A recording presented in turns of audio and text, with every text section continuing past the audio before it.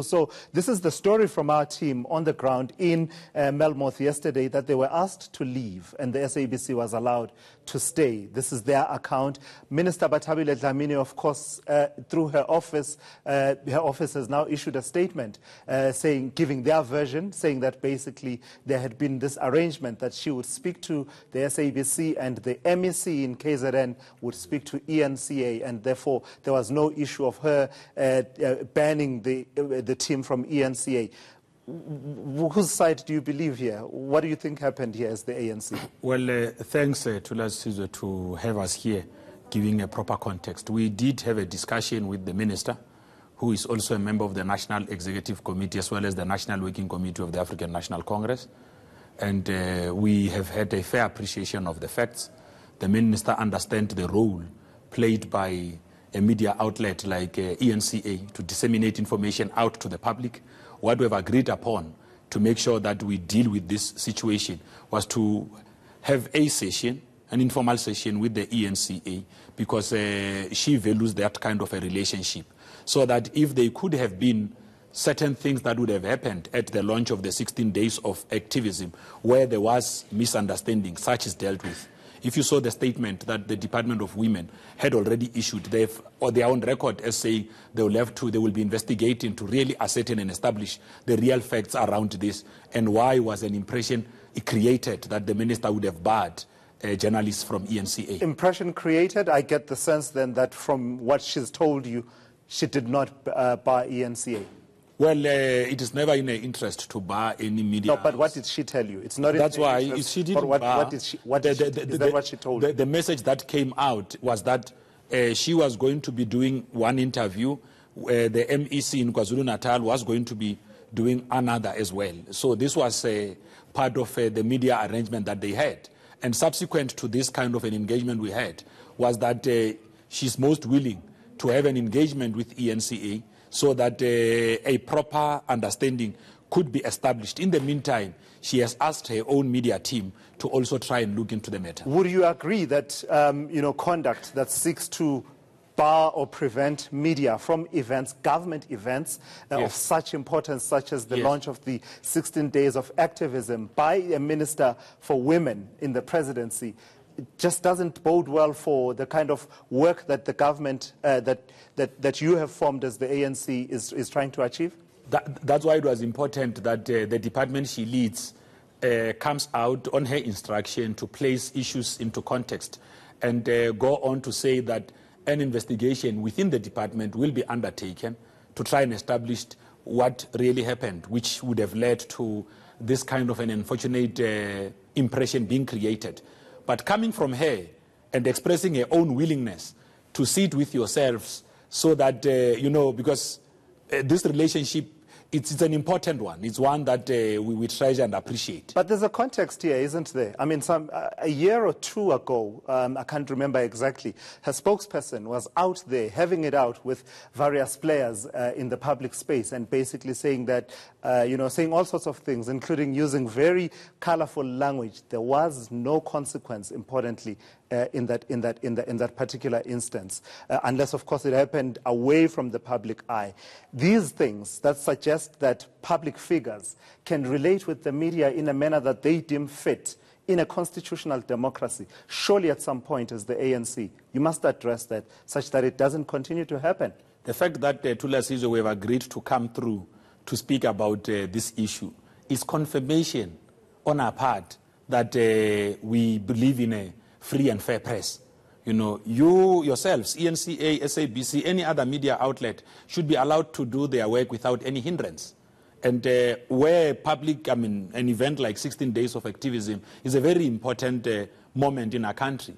And you should be allowed, as an important part of the fourth estate, to also be able to participate, ask us questions, those who are responsible for the relevant ministries, so that they can outline and articulate their programs to an array of media platforms in the country. Is Minister Bathabile Dlamini a liability for you as the ANC in terms of the imaging that you're trying to portray, that this is a new dawn and the ANC is going to start to stand for the values that it has always stood for, that did seem to be whittled down over a period of time? Is she a liability? Well, Minister Dlamini is a leader of the ANC. ANC. She's not a liability. She's a leader of the ANC Women's League. She had also agreed on her own account that to deal with this issue and the impression that might have gathered out in the public, she is available to meet with the eNCA team. So she's not a liability, even though the Constitutional Court, through a process led by Judge Ngwepe that, had been agreed to in this particular case of Black Sash Freedom under law, and then later that report was filed and accepted by the Constitutional Court that basically says that she misled the court. And if I quote what the judgment said in the Constitutional Court, her conduct is inimical to the values underpinning the Constitution that she undertook to uphold when she took up office. Still not a liability. Well, I wouldn't want you to even try and push that one. Minister Dlamini, in her capacity as minister, she has been elected into the National Executive Committee of the ANC. She is the president of the ANC Women's League. I don't think that we should draw individual leaders of the African National Congress to pass judgment on individual. Well, here she's been drawn in her individual capacity because the court eventually said she must pay at least 20% of the cost because she's partly responsible for the court being misled in the way that it was misled. I mean, one of the sentences in this judgment says she used her position as minister of the department to place herself between constitutionally enshrined rights and those entitled to those rights. I mean, it doesn't get more damning than this, and you tell me she's not a liability. Well, Tula Sizwe, if you want to engage the ANC on such matters, I'm sure eNCA know how to find us. We came here today to come and deal with an issue that was already out in the public, where eNCA had brought up a matter that deals with them having been barred. So we will want to try and limit ourselves to what we're invited here for. Fair and fine. Just a final issue I want to raise with you, and I raise it with you because the statement that was clarifying the position in as far as the 500,000 rand that the President was answering about in Parliament came from you. Certainly in this newsroom we received it from you. The interesting thing about this statement is, it purports to be from the CR17 campaign. There's no name, there's no contact number, there's no email address. It tells us a different version, completely different, one completely worlds apart from what the President had said in Parliament. Are we to take the statement from nameless, faceless people we can't even contact and interrogate the way that I'm interrogating you over what the President put on record in Parliament? Help us out there. I mean, do you see the difficulty we find ourselves with? No, I understand that, but I wouldn't want to be drawn into that because the African National Congress we spoke mostly about the kind of ethical gesture that the President of the ANC and the President of the country had demonstrated. That once it got to his attention that this donation was done in the manner that it was, he immediately came out to restate his position. And Caucus has already spoken on this matter. I wouldn't want us to go back. So as far as you're concerned, this matter is settled? Well, as far as I'm concerned, there has been a sufficient commentary on this issue. We have addressed it.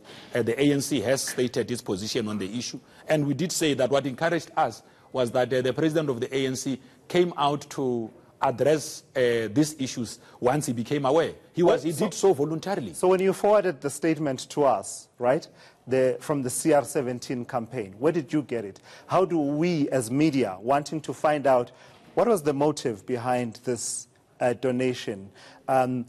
Were there any expectations when you made this donation to support the cause of making Cyril Ramaphosa president of the ANC? How do we take it forward from there? I guess this is what I'm asking you. Where did you get it from? Who are the people behind it? That's why I want to correct. I don't issue statements, even statements of the ANC. I've never sent that statement to anyone. We received it from you. No, as far as our newsroom is concerned. I don't send statements out. We received it from you. No, statements of the ANC are sent through a certain protocol.